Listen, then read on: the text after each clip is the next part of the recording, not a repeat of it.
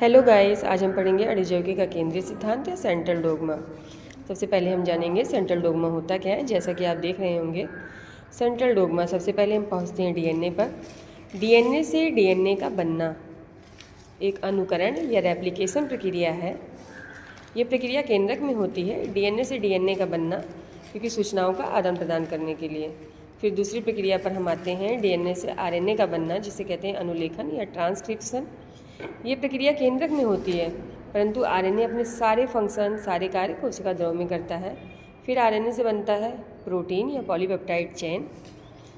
ये प्रक्रिया हमारी कोशिका द्रव में होती है। अब सबसे पहले हम जानेंगे सेंट्रल डोग्मा में दो प्रक्रियाएं सबसे इम्पॉर्टेंट है।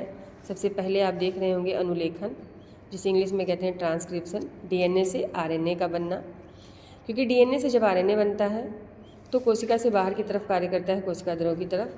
फिर आरएनए से हमारा बनता है प्रोटीन या पॉलीपेप्टाइड चेन। ये प्रक्रिया हमारी कहलाती है अनुवादन, जिसे इंग्लिश में कहते हैं ट्रांसलेशन। ये प्रक्रिया केंद्रक में ही होती है, परंतु आरएनए के सारे फंक्शन जितने होते हैं वो कोशिका द्रव में होते हैं।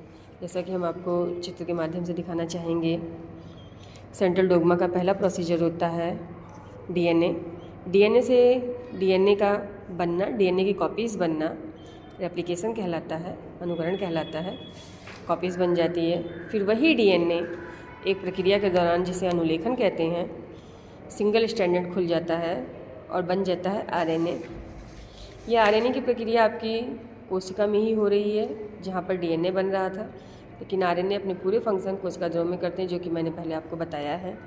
फिर आप आएंगे, दूसरी प्रक्रिया देखेंगे, आरएनए से हमारा पॉलीपेप्टाइड चेन या प्रोटीन का बनना। ये प्रक्रिया हमारी कहलाती है अनुवादन। इस प्रकार सेंट्रल डोग्मा कंप्लीट होता है। ये सारी प्रक्रियाएं कोशिका और कोशिका द्रव में मिलाकर कंप्लीट होती हैं।